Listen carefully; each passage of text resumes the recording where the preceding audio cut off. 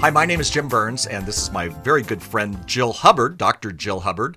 And we get a lot of calls, Jill, at New Life about disappointment, handling disappointment. And I think you do such a good job when the people call. So you got to talk to us about that. Well, Jim, I think sometimes the idea of disappointment is the theme underneath a lot of calls. Handling disappointment is a difficult thing. I remember early on in my practice, I had a client, and at one point she got frustrated with me, and she said, "Would you let me have my disappointment?" Mm-hmm. And I realized as a young therapist that I was doing a bit of rescuing and trying to jump in, and as if disappointment were going to crush her, right? Disappointment is necessary in life. We need to hit up against it because it helps us start to realize that there are limitations in life. There are actually no's. And a lot of people, myself included, don't like to hear no. Right. It's like, I can figure out a way. I can make it work. Yeah. And yet at times, when we don't allow ourselves to sit in our disappointment, it robs us of an important grieving process, because disappointment is part of grieving. Yeah. When you've tried at something, you've done everything you can possibly do, which I believe, do everything you can possibly do. But sometimes we get to the end of ourselves and there's no more to do. And the answer is no. Yeah. You know, I was talking to a friend of mine who gave me some advice on that. I was one of these kids who was raised in an alcoholic home, so my dad was an alcoholic. And I was saying to him, after I'd become a Christian, I'm so disappointed that I don't have the relationship with my dad like some people do. And I thought when I became a Christian, that would change and my dad would change. Mm-hmm. My friend looked me in the eye and he said, "You know what?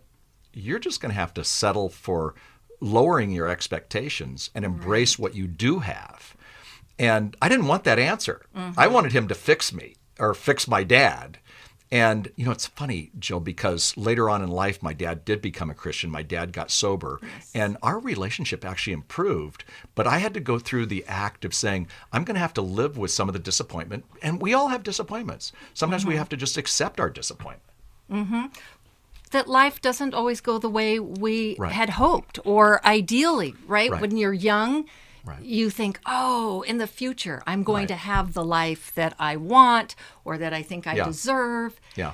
And part of growing into adulthood is having to accept that life isn't exactly how you wanted it to be. And that some of our choices are in dealing with life within the circumstances. Exactly. You know, sometimes our circumstance can't change or won't change, but our attitude can, and that makes all the difference in the world. And as Christians, we also can understand that God says, "I will never leave you or forsake you." He doesn't say, "I'm going to take away your disappointment." No.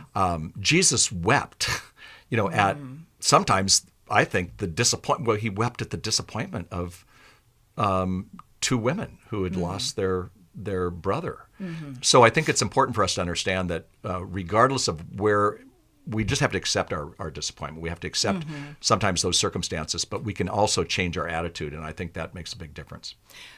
And what about when people let us down, when people disappoint us, right? You talked about expectations and changing those expectations. Sometimes we're expecting people to do something for us or to make our life, enhance our life in some way.